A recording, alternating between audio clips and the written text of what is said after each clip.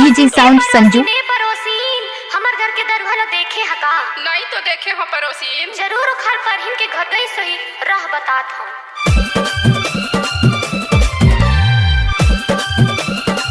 DJ sound देवरा।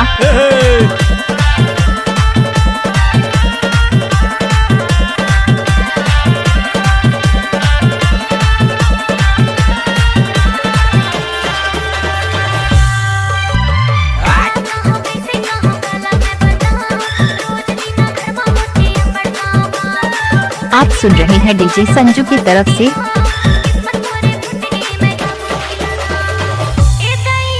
ये तो बड़ा जुगाड़ में है, यहाँ दारू मुर्गा धमकत है। DJ Harish DJ Sanju.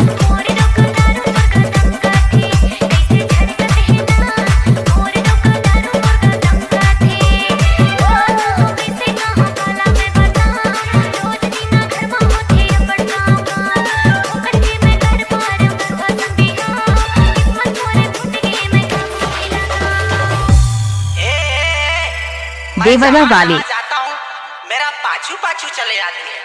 काबर नहीं आहू, घर के दार जोर बेच के यहाँ दारू मुर्गा धमकत हस। ए, तुम मेरा नाम से नहीं डरती है क्या? पूरा गांव मेरा नाम से कांपती है। नाम से कांपती है? ले ले ले दादा रे ए डौकी के डबल एक्शन वाला मार। ए बिता देवरा डीजे साउंड भवेदी। डीजे हरीश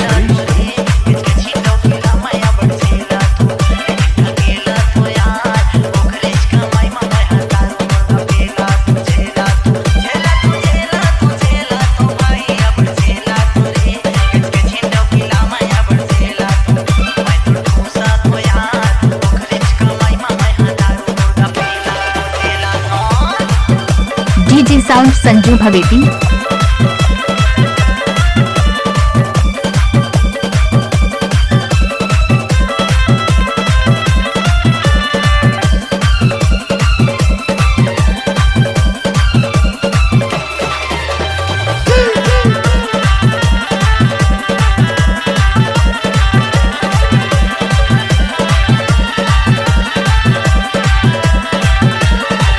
डीजे साउंड देवरा।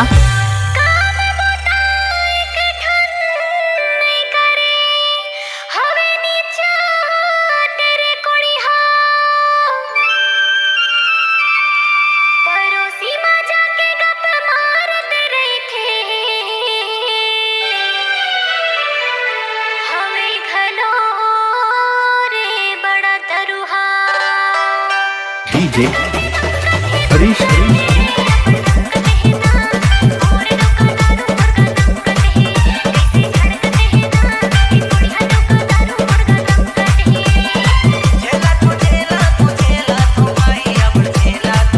देवरा वाले।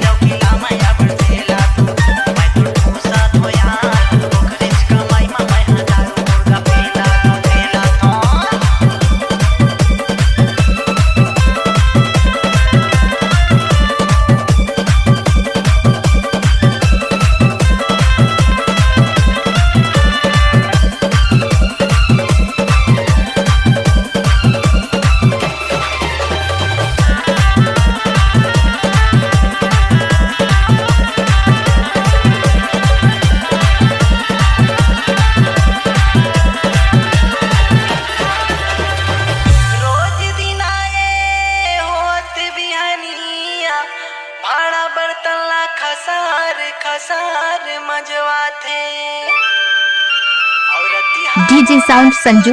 नहीं देवे अपन हाथ गोड़ेला मिजवा थे। का बताऊं मितान मोर हालत ला। डीजे